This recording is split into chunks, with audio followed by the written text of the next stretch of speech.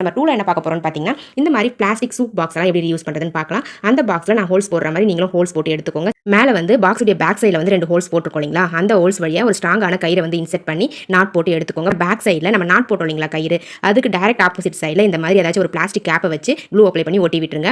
அவ்வளோதாங்க ஃப்ரெண்ட்ஸ், நம்மளுடைய சூப்பரான சாம்பிராணி, ஊதுவத்திலாம் இதெல்லாம் வச்சு யூஸ் பண்ணக்கூடிய ஒரு ஸ்டாண்ட் வந்து ரெடி ஆயிடுச்சு. இதுக்குள்ள வந்து பார்த்தீங்கன்னா, நீங்க சாம்பிராணிலாம் ஏத்துறீங்க அப்படின்னா, இந்த பாக்ஸ்க்குள்ள வச்சுட்டு இந்த மாதிரி மூடி விட்டுருங்க. மூடி விட்டுட்டீங்க அப்படின்னா, நீங்க ஏத்துற அந்த சாம்பிராணியுடைய புகை வந்து பார்த்தீங்கன்னா, கொஞ்சம் கொஞ்சமா அந்த ஹோல்ஸ் வழியா வெளியே வரும். நார்மலா நீங்க சாம்பிராணி ஏத்தி வச்சீங்கன்னா, ஒரு 15 to 20 மினிட்ஸ் எரியுது அப்படின்னா, இந்த ஆர்கனைசரை யூஸ் பண்ணீங்க அப்படின்னா, உங்களுக்கு ஒரு 1/2 அன் ஹவர் போல கொஞ்சம் எக்ஸ்டெண்ட் ஆகி உங்களுக்கு எரியும். அந்த புகையும் வந்து பார்த்தீங்கன்னா, உங்களுக்கு கொஞ்சம் கொஞ்சமா தான் வெளியே வரும். ஸோ உங்களுக்கு வந்து ரொம்பவே யூஸ்ஃபுல்லா இருக்கும். இதுவே நீங்க ஊதுவத்தி யூஸ் பண்றீங்க அப்படின்னா கூட, அந்த ஊதுவத்திலிருந்து கீழே வரக்கூடிய அந்த சாம்பல் வந்து பார்த்தீங்கன்னா, இந்த பாக்ஸ்க்குள்ளவே ஸ்டோர் ஆயிடுங்க. பாருங்க, இந்த மாதிரி அந்த பாக்ஸ்க்குள்ள இருக்கக்கூடிய சாம்பலை நம்ம எடுத்துட்டு மறுபடியும் இந்த பாக்ஸ்க்குள்ள ஊதுவத்தியோ இல்ல சாம்பிராணியோ ஏத்தி வச்சு இந்த பாக்ஸை நம்ம ரீயூஸ் பண்ணிக்கலாங்க. ரொம்பவே கம்ஃபர்டபுளா இருக்கும். உங்களுக்கு கீழே வந்து பார்த்தீங்கன்னா, தரையில உங்களுக்கு அந்த ஊதுவத்தியுடைய சாம்பலோ இல்ல சாம்பிராணியுடைய சாம்பலோ வந்து கீழே இருக்கவே இருக்காது. ரொம்ப கிளீனா இருக்கும் இந்த ஆர்கனைசரை பயன்படுத்தினீங்கன்னா.